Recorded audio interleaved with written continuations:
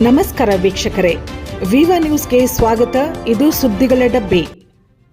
ಭಾರತೀಯ ಸಾಂಸ್ಕೃತಿಕ ಪರಂಪರೆಯಲ್ಲಿ ಗಂಗಾ ನದಿಗೆ ಪವಿತ್ರ ಸ್ಥಾನವಿದೆ.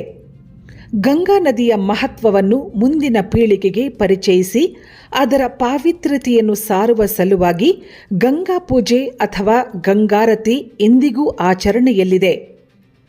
ಕೆನಡಾದಲ್ಲಿ ನೆಲೆಸಿರುವ ಅನಿವಾಸಿ ಭಾರತೀಯರು ನಮ್ಮ ದೇಶದ ಸಂಸ್ಕೃತಿಯನ್ನು ವಿದೇಶಕ್ಕೂ ಪಸರಿಸುವ ಹಾಗೂ ಯುವ ಪೀಳಿಗೆಗೆ ಪರಿಚಯಿಸುವ ದೃಷ್ಟಿಯಿಂದ ಮಿಸ್ಸಾಸಾಗಾದ ಕ್ರೆಡಿಟ್ ನದಿಯ ದಡದಲ್ಲಿ ಪವಿತ್ರ ಗಂಗಾರತಿ ಕಾರ್ಯಕ್ರಮ ಆಯೋಜಿಸಿದ್ದರು. ಈ ಪವಿತ್ರ ಆಚರಣೆಗೆ ಅನಿವಾಸಿ ಭಾರತೀಯರು ಒಗ್ಗಟ್ಟಿನಲ್ಲಿ ಪಾಲ್ಗೊಂಡು ಭಾರತೀಯ ಸಂಸ್ಕೃತಿಯನ್ನು ವಿದೇಶದಲ್ಲಿ ಉಳಿಸಿ ಬೆಳೆಸುವ ಪ್ರಯತ್ನ ಮಾಡಿದರು. ಈ ಗಂಗಾರತಿ ಕಾರ್ಯಕ್ರಮ 2024ರಿಂದ ಕೆನಡಾದಲ್ಲಿ ಆಚರಿಸಲಾಗುತ್ತಿದೆ.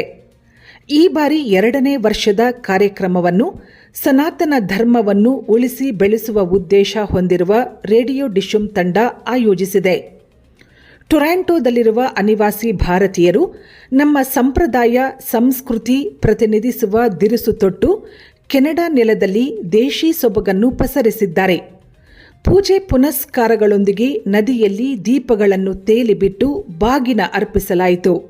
ಸುತ್ತಲೂ ದೀಪಗಳಿಂದ ಶೃಂಗರಿಸಲಾಗಿದ್ದು ಮಂತ್ರ ಪಠಣೆ, ನದಿಗೆ ಆರತಿ ಬೆಳಗುವ ದೃಶ್ಯ ಮೈಮನ ತುಂಬುವಂತಿತ್ತು.